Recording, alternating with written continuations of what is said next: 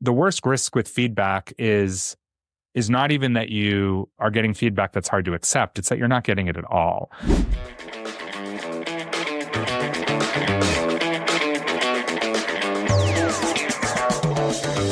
Today, we welcome Jared Goralnick, CEO and co-founder of Your360 AI, where he delivers a product that very much aligns with his own personal perspective on growth, in that we should be intentional about the feedback loops we establish to build true awareness. But whether you're looking at personal development on behalf of yourself or an entire organization, Jared helps us understand how tools that serve our growth are truly effective when they cause the type of reflection that readies us to do more and motivates us to do better.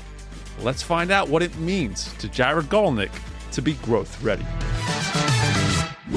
Hello and welcome back into the most recent installment of the Growth Ready Podcast. I am very much looking forward to having our guest join us today and for us to really dive into worlds that I personally could stand to learn something about. And I'm just gonna put it like that, position it like that, because before I go any further, Jared Goralnick, before we can go any further, you know that there is a question that you have to answer, that everyone is asked to answer.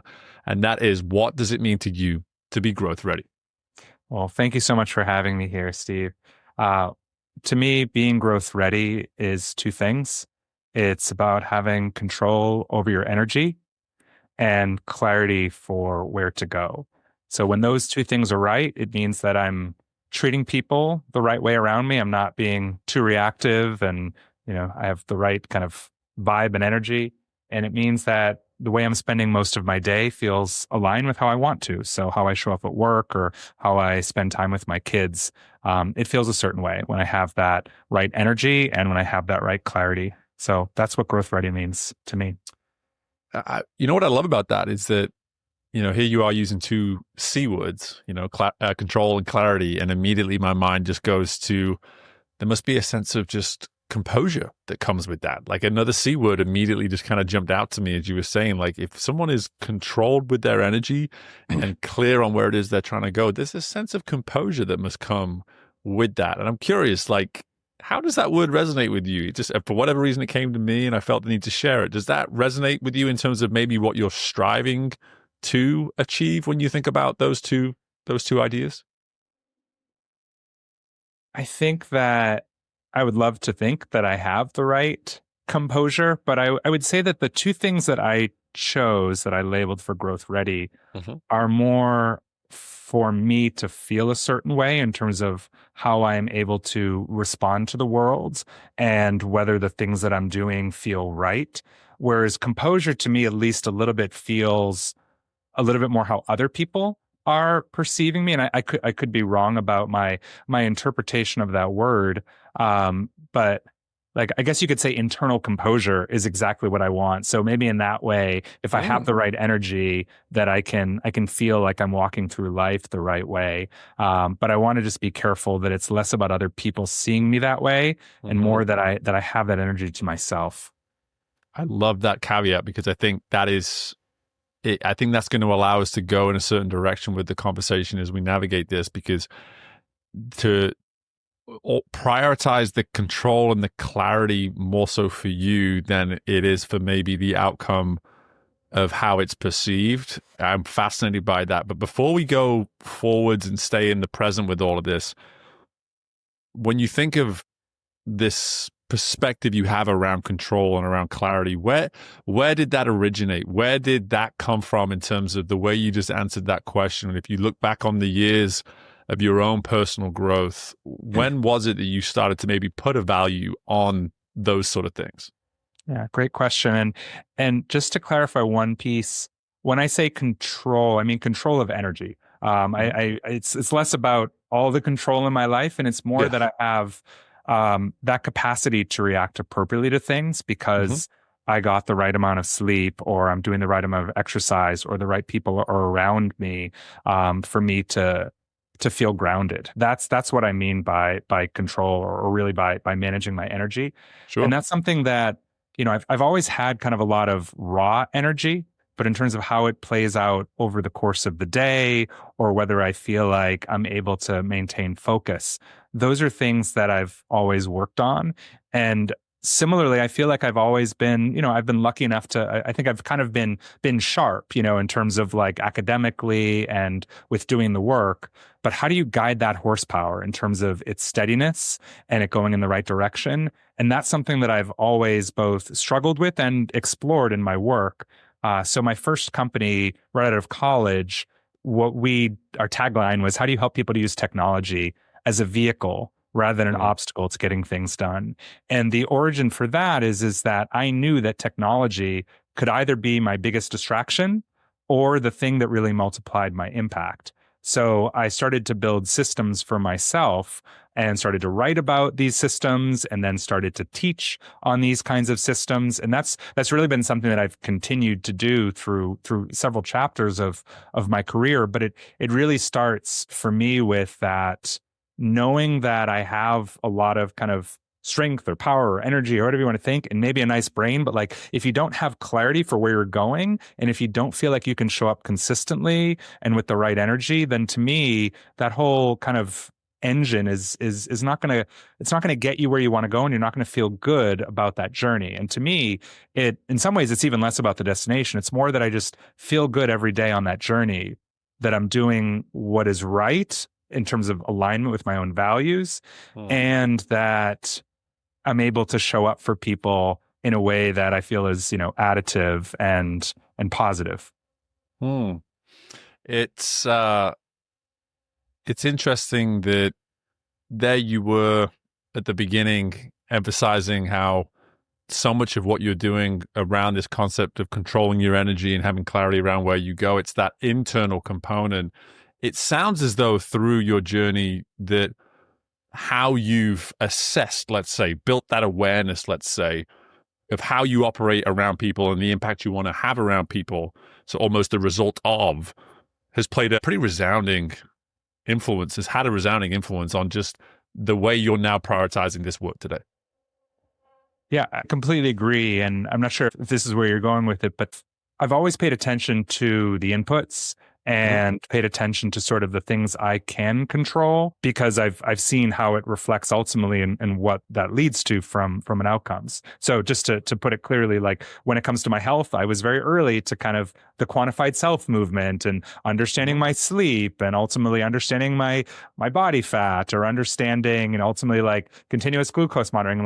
But the reason why I did that was less about specifically how I looked and more about either how I felt or how I wanted to be able to continue to kind of support having young kids that will eventually be older and being able to have the right, relationship to them in terms of my health. So to me, I've always measured or taken advantage of some kind of feedback loop in terms of understanding how whatever that thing that was either happening with my body or how I was spending my day, what did that ultimately translate to in terms of how I showed up, or how did I feel that's going to relate to the long term? That's been something that has been consistent with me, that I've always paid attention to it, because I guess I've just kind of always felt like I have to be intentional about this, because I don't think that, like, while I'm wired for that energy and maybe for some of those brains, I don't think I've been wired to just naturally make the right decisions. It's always felt to me like it's had to be conscious. So having that feedback loop has always been important to me in terms of,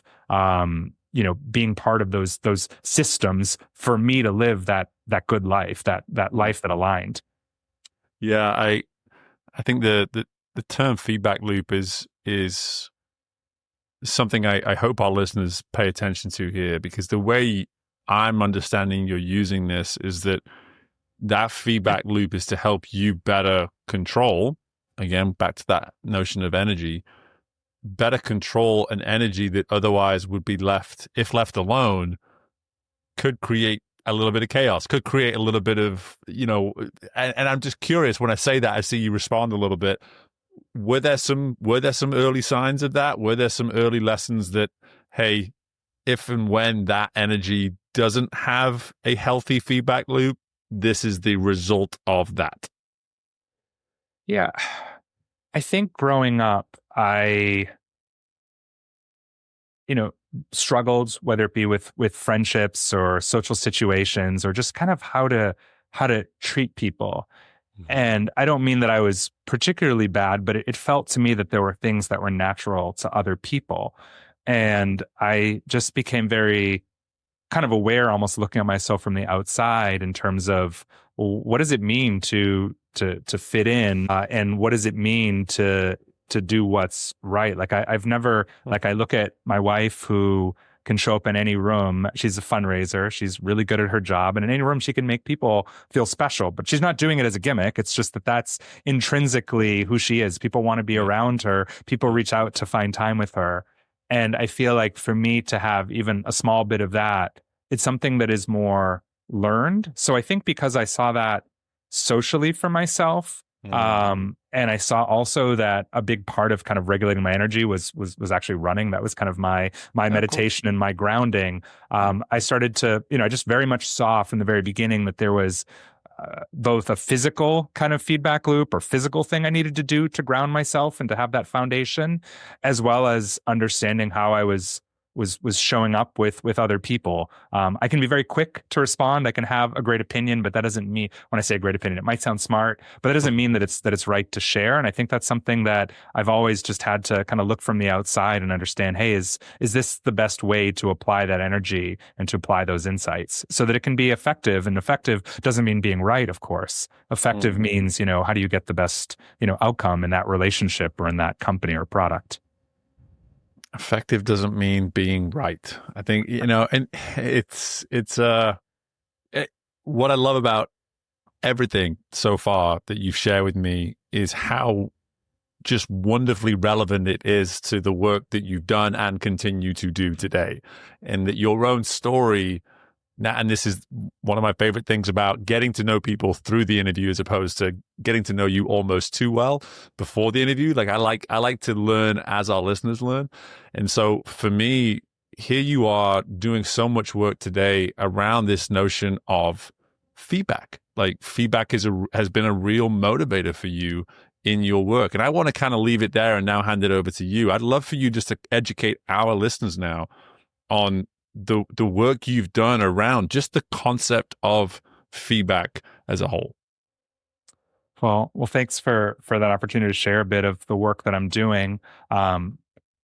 So just to ground folks in feedback, sort of in that quantified self world, to how I got to where I am. So there's a lot of feedback that one can capture from the outside, from observation, whether it be, in the sports, like your split time or something, or whether it be today with AI, it's actually really easy to look at the transcript of this meeting and figure out whether I interrupted you or whether it, maybe I spoke too much, right? And you can similarly apply that across documents. I mean, we suddenly have access to somebody that is paying attention to us from the outside and telling us things. That's really, really powerful. And it's been useful for me, for certain, in my career with AI and with other tools. But what has always been the most impactful for me in terms of the unlocks in my career has always been when someone shared something with me, some perception that really helped me to see that the role that I was playing in that setting needed to be different, or the way I could contribute could be different, or here's how I need to operate if I'm at this level. That type of feedback, or the encouragement to continue what I'm doing and lean in more, those types of things had so much more of an impact on me than any kind of particular skill I developed. So when I think of the world of feedback, I think of it as sort of this, there's the observational data, which everybody is steeped in now with AI and transcripts and such. And then there's perception feedback. And that's the world that I'm now operating in, is how do you bring that type of feedback, the most useful feedback from the 5 to 10 people who know you best, to you in a really accessible and actionable way. Gosh, you have me right where I want me. It sounds kind of strange to say it like that, but because for me, I personally feel as though this is a topic that is so important for us to discuss around just the general idea of growth, is that this idea of perception feedback and how so much of the way in which folks relate to feedback is based on typically bad experiences of exactly that, of perception being the feedback And that perceptive feedback then be the driving force behind change too. And that's what is really scary about perceptive feedback for me. And again, I get to see this in my work all the time. And the need someone has on one side of a room to get across a point that they feel is truth, when the truth is that it is in fact a perception. And so I'm just really now more curious about what your motivation is behind why this is a priority for you in your work. Because for me, like I said, I see such a massive need for this to be better understood, to be better utilized, etc., within the workplace, within life. So what is your motivation, Jared, behind this type of work? Yeah. So stepping back in terms of what my work has been over the years. So that first company I mentioned where I was helping people to use technology as a vehicle rather than an obstacle, that was a training business that I ran for 8 years. And then I've spent the last 10 years or so in big tech at companies like LinkedIn Leading Recruiter, at Upwork on their marketplace, and then a couple of learning and development companies. And really the through line for all of that is my passion is how do you help people to be the best version of themselves at work? So in their careers, whether it be finding the next opportunity, upskilling, or getting the feedback that can really unlock for you. And when I saw well, first off, my own person. So that's kind of like, what am I good at? I'm good at building software that helps people to do that. That's my passion. I know the world. I know the tools. I know the people who swim in that world as in HR and so forth. So that's just sort of one of the pillars. I knew I need to be working on that world because I've been doing it for 18 years. The other side of it is that, as I mentioned, I've been touched by feedback that helped me to move from an individual contributor to a group manager and a VP. I've also, unfortunately, even as a VP, been in a position where I've felt in the dark, where the feedback or whatever is being shared to me by my manager does not feel like it aligns at all with what my kind of lived experience from my peers or my partners. And that's the worst. So to me, like you shared the challenge of like perception feedback. Like to me, the worst risk with feedback is not even that you are getting feedback that's hard to accept. It's that you're not getting it at all. It's that being in the dark. And that was particularly challenging for me.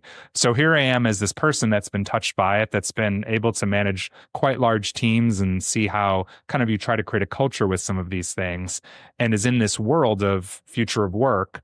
When I saw what was happening with voice AI, and this ability to have real conversations with folks in a way that can do certain things at scale that were never possible before, I thought, well, what if this could be applied to feedback? You as a coach, I'm sure, are familiar with interview-based 360s, this idea of actually interviewing the people that someone works with, and how that's by far the best way to really understand in a personalized way your particular client's areas of opportunity and the things they need to lean into and the things they want to double down on and the things they might need to delegate, et cetera. But that unfortunately is a prospect that's often tens of thousands of dollars for people. And we wanted to find a way to democratize that, to bring it to many more people, whether it be that people that are your clients just get an interview method when they might have used a survey, or whether it be that people that never get to afford an executive coach, that they can also have access to this kind of information. So this very much aligned with my mission. And when I saw technology could change the access to it, I really wanted to lean into it. So help folks understand how they are operating, I suppose, in a state of perceptive feedback. I think that in itself could be something good just for folks to maybe better understand and create that awareness, if you will. Sure. And I think, just to make sure I clarify. So, but is it helpful if I share a little bit about where I think some of the challenges are right now in terms of capturing, delivering, working through feedback? Because I think that's a lived experience of people right now. Very much.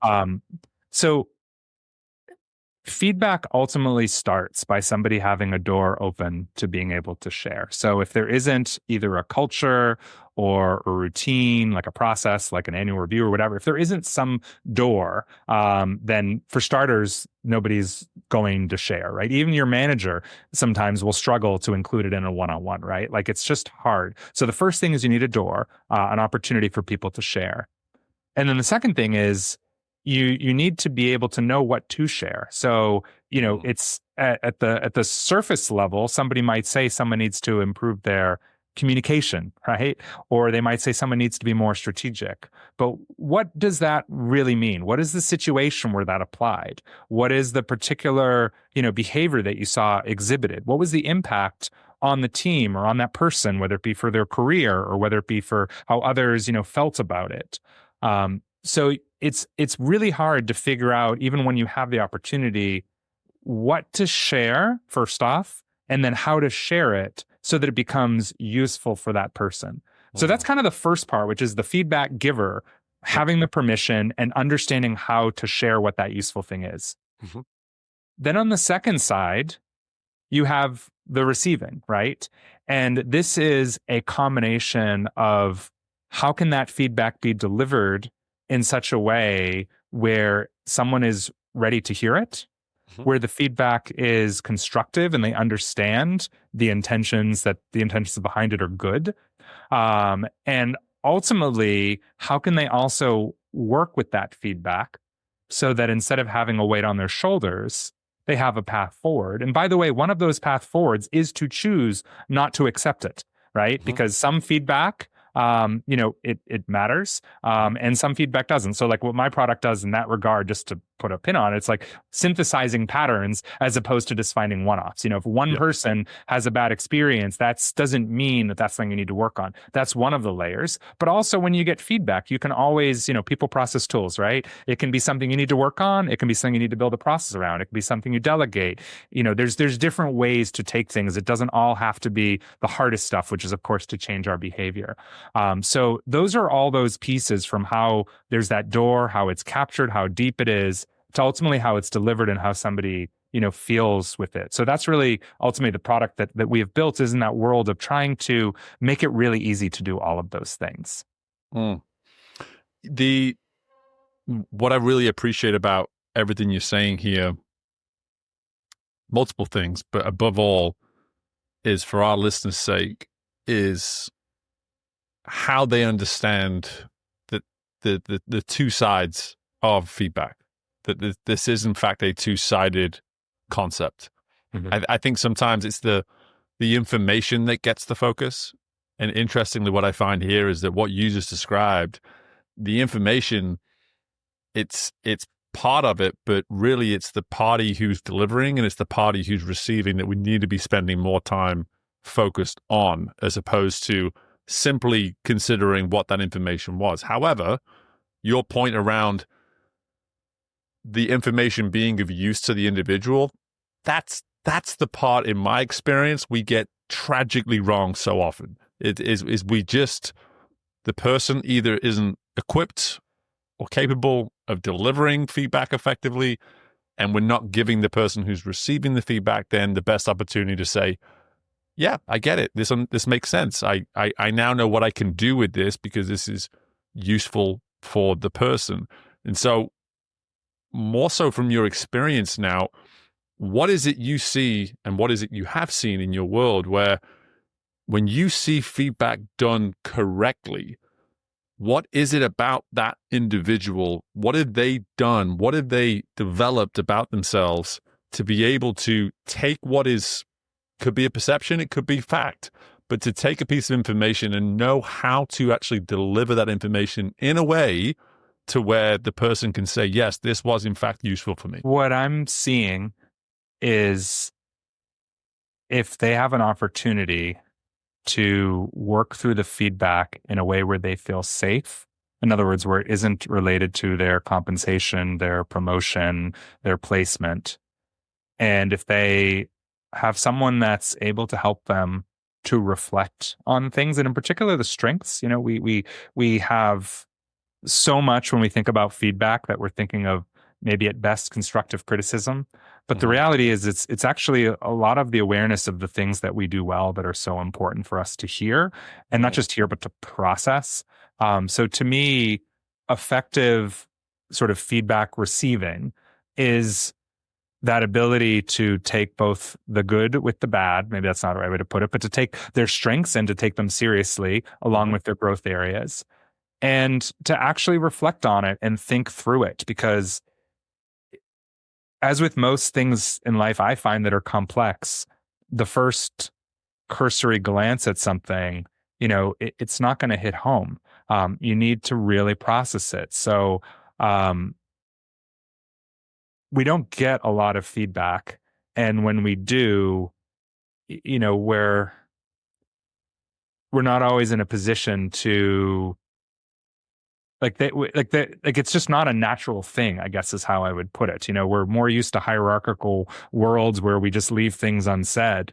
But we need to pause when we work through feedback. We actually need to reflect on it. And again, that requires the safety. So that's what I find with, when people are working with coaches or they're working with our voice AI, is that they're having that space to process. And I think it's just really important. The reason why I was getting into this, the fact that it's not common is that it's once a year or a couple times a year that we're often going to hear something really deep. And we're just not wired for it. We need the help to go through it. I really strongly believe that it's not just a skill. We can be coached to learn how to say thank you for that feedback, which we're going to get often from our manager. But in terms of truly processing things, especially if you're processing a lot at once, having an expert who understands what you're feeling and can place it in context, it's just so valuable. Yeah. And what I really heard come through there is, as you were speaking more so to the need for us to share strengths, is that you used the word awareness, like create awareness to strengths. And I heard this sort of pathway of awareness should allow for processing, which should allow for reflection. And that's the safety piece, is kind of what I just heard. Is that is that accurate, you think? I think you put it really well. And any kind of developmental journey starts off with awareness, and that even goes back to the sports before. If you're trying to improve your time, know where you start, right? Know what some of those inputs are, and it's really important for people to start there. And on strengths, I'll just add, what we see is that people often are breaking down and struggling to work through their strengths because there's often these self-limiting beliefs that we have that we've never let ourselves get through and to actually accept. But those are really, really powerful for us to take to heart. And those are also the foundation on which we're going to work through whatever those growth areas. Yeah, it two things come to mind just now. Firstly, to work through a strength, to actually use, to incentivize someone, or not incentivize, the wrong word, but this is my second point, the awareness piece. It's the point I was going to go on and make was, anyone listening to this, when you think about, as you said before, we can be guilty of, hey, I want some feedback, give me some constructive criticism. I'm hearing you almost encourage folks to say, where can you find someone who's going to help you become more aware? Just start there. Just who do you have in your world that's going to go, let me grant you some greater awareness in this moment. Let me help you maybe see what you're currently unable to see. I'm not going to try to diagnose it to the point where I give you the 5-step process beyond here. I'm just going to help evoke the awareness to begin with, because now we get to, as you were just saying there, this notion that if we can do that, we can then encourage someone to embrace their strengths and understand that maybe there's still so much more room for growth within the strength, never mind the area that they need to improve. But to your point, to hear you say work through the strength, I'm like, oh, that really resonates with me, because in my world of coaching, that's all I experience. People may be surprised to hear that, but I see it every single session in some way, shape, or form is almost an acceptance that a strength has gotten to where it's gotten to and it no longer needs our attention. And it's like, oh no, no, no, oh no, no, no. Like this thing is still very much in evolution. It is in growth. The same way that area that you've maybe become aware of now needs more attention because let's say it's a blind spot, for instance. Like I am fascinated by that idea. And I think just what you brought to me now, I want to encourage our listeners with, but I want to just really pass it back to you. I can see your mind thinking while I'm talking. And so I just want to better, I guess, understand from your own perspective is what is it that you're maybe, if we have people listening to this right now and saying, yes, I need more of this in my life, Jared, like what is it people need to be looking for, or what is evidence that they've got somebody in their life maybe that could be a catalyst for this kind of thing that we're talking about, I guess? Yeah, I think it's less difficult to find the people and more to find a way to put them in a position to share, to have that door opened. And what I mean by that is there's a good chance you know who are the people that you interact with most at the office, right? Like if you're a product manager, it's your engineering counterparts and your designers and so forth. If, you're a sales enablement lead, it's going to be the sales directs and, maybe how you intersect with marketing and so forth. And so those I think are less difficult to capture those, who the people are, but finding a way to get that feedback, I think is where more people struggle, because usually this is only it's a cultural thing, or it's a process thing usually at organizations. So I'm obviously coming at this with a tool that fits within certain cultures to help them to orchestrate capturing and delivering feedback.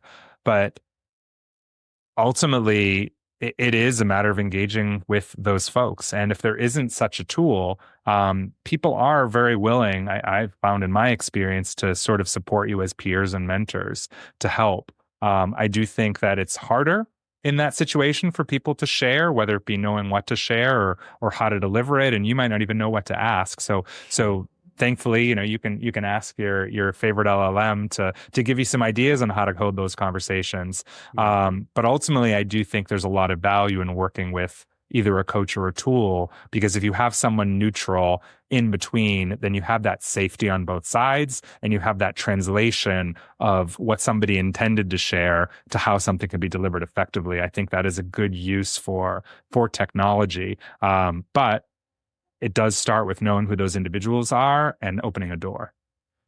Yeah, we're a growth-minded podcast. It's right there in the name, and with growth, we imply future focus. We're we're encouraging people to look into the future and say, okay, what can I do differently? What must I consider that I've maybe never considered before? And it fit like between your stop at LinkedIn and Upwork and some of the other areas that you've been. It feels as though your career has been based around being a part of products that are setting the course for the next chapter of the workplace, if you will, of where we're going and how we're going to get there. I'm just curious now, just to learn more specific to you, like what is it about that work that you've always gravitated towards? Why is it that you seem to have been, there's a central theme throughout your career that, whether it be LinkedIn Recruiter or whatever it might be, like that you always seem to be part of a product that was setting the course for where we were going? I think it comes back to me recognizing that the version of myself that I am today is somebody that I've kind of crafted and created, as opposed to just sort of how I've naturally come out. And I've always wanted, because I've recognized that and put so much energy into it, I've wanted to share the lessons learned or be part of products that can help other people in that area. Now, I think just as a starting place, I needed to work in something where I felt really aligned in terms of it being for good. So I could see myself in another life being in non-for-profit or similar. But since I've already put so much of my own energy into how do you live that kind of intentional life, how do you find the tools for yourself and the systems for yourself, I've just always sought out ways to do that. So in some cases in learning, in other cases in my career, it's been around personal productivity and collaboration. But it is always has been like technologies. I mean, I was coding when I was 7 years old. Like I've always been really deep in it. So it's always been kind of like a toolkit that I've had access to. So if I have access to that toolkit, what can I do with it that doesn't make technology this thing that sucks you in, but ultimately makes something that, helps you to live the life that you want to live? That's really been my passion. And for some time now, it's been about, again, how do you show up at work? How do you improve your career? This sounds like something that also falls under that. We're not wired that way. It's not common. You were referencing that. And so why do you think these areas, whether it be what you've just shared with us there in terms of how you've created who it is you are, or our ability to solicit and provide feedback, etc., like what is it you've learned over the years that suggests that we're not wired this way, that this is more uncommon than it is in fact common? I mean, it's hard for me to know if I were living 500 years ago, whether some of the better habits around how we regulate our days and our relationships would have just been kind of out of the box in terms of being around a smaller community, going to sleep when the sun goes down or whatever. But today we're clearly in a world where, people are using social engineering and technology to try to give us those hits of dopamine and ultimately pull us into things. So I think that today's world, there's a lot of people really utilizing, unfortunately, the best of science and medicine and technology to try to bring us into things that may not be evolutionarily or, like align with who we want to be. So I think that that's something that everybody is experiencing right now. Like, I just don't know to what extent this would have been necessary a long, long time ago. I'm not saying that in theory that quality of living or access to healthy food or other things aren't substantially better. But I think in terms of how we spend our day, the choices that we have, the freedom and flexibility that we have, I think that that's hard for people. I think it's hard for me.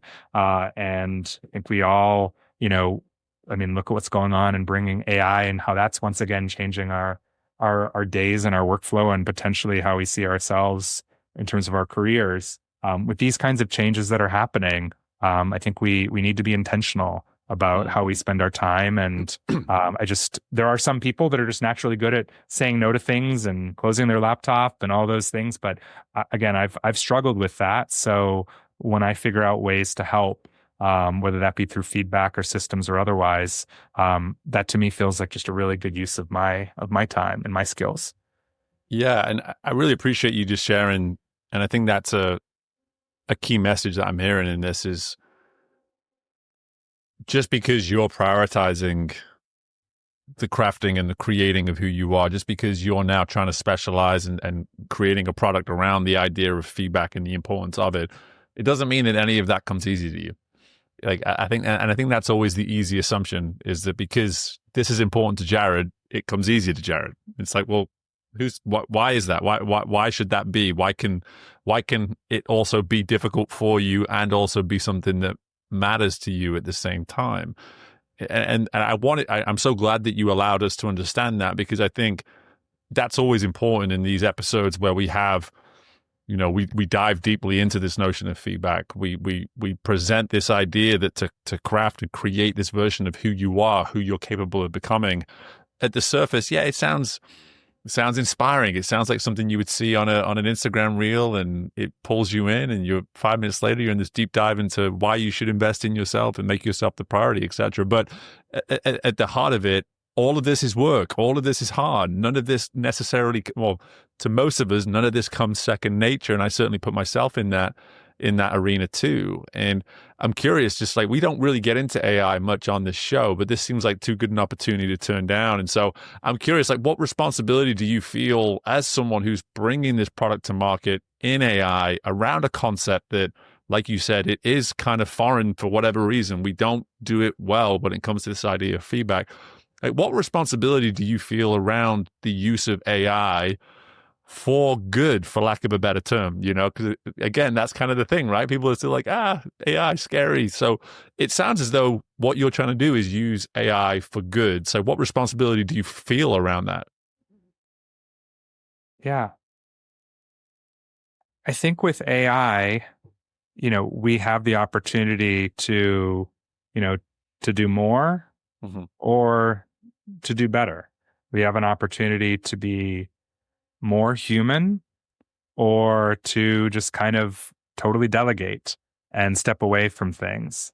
And I believe it's certainly my responsibility, maybe not everyone's, but to how do we lean into to that human and into that better, as opposed to just more and stepping away from it. So to me, I'm building a tool. My team is building a tool, to be clear, that is focused on how do you understand how you can operate more effectively as a human? How is it that you can create kind of an environment for your team? This is ultimately leadership development at scale. And how do you create an environment for your team where they can feel like they're doing their best work? How can you create an environment where you can create success for your company and your employees and your customers? To me, feedback is just such a critical ingredient to that. And for 30, 40, 50 years, there's been methods for doing that that unfortunately take a long time and cost a lot of money and are only available to the top 0.1% in terms of interview 360s. Yeah. And when AI is used to democratize something that is only for the few, but is very valuable, then to me, that is the best use case of it. And that's why people are really happy that they can be creative now in ways that they couldn't before, or they can learn things that they could never learn before. Like those to me are exciting, really exciting use cases. So I do have a responsibility to try and stay in some of those lanes to multiply the impact and the access as opposed to narrowing it or just helping the rich to be richer, if you will. Like that's not why we're doing this. We're not trying to replace the $30,000 thing with the $300 thing. We're trying to bring that $30,000 quality at $300 or something to, hundreds or thousands or ultimately millions of people that didn't have access to it. So that's how I think about that responsibility. I love the answer. And more importantly, I think the answer relates to so much else that we've talked about, whether it be feedback, whether it be personal development, any and every effort that you're doing or any and every investment that you're making. How can you ensure that it's either doing more or it's helping you get better, and bringing everything back to the human? It's such a relatable answer in such a variety of areas, but it's encouraging to hear it applied within this world of AI. And frankly, from my perspective and selfishly from my perspective as a coach, I've used 360s with clients once or twice for the very reasons that you're alluding to around price. And the fact is that I'm proud to say that when we use and have used 360s, we've used it to simply evoke awareness on the person who has been provided the feedback. And then it's up to that person to decide what they want to do with it. That's part of the integrity piece I find around feedback. However, I think knowing that there is a product like this out that is out there that is potentially going to be able to allow something like this to be accessible to the many is huge. And how we then use it, that's going to be an interesting part too. And that's going to be interesting. Like, how do we make sure that when equipped with this, managers are owning their role, their responsibility in the delivery of and et cetera, et cetera. And so with all that being said, one question I will ask from time to time, especially for someone like yourself who is an entrepreneur, who's overseeing products, like, what does growth look like for you now? Like, what are you trying to do? I'm hearing this at scale, a lot of these kind of words, but when you look back years from now and you think about the journey that you're hopefully going on with the work that you're doing, how will you know you've been successful? What does success for you look like, you think?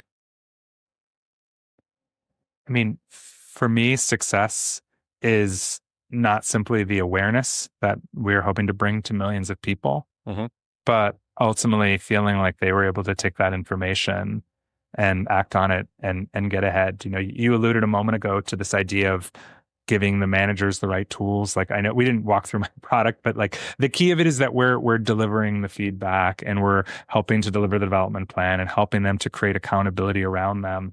and to put an environment for that to happen. So to me, a lot of what we're working on right now is all the things that happen afterwards, to help them to have, not just the next steps, but how they can have the people around them support them on that journey.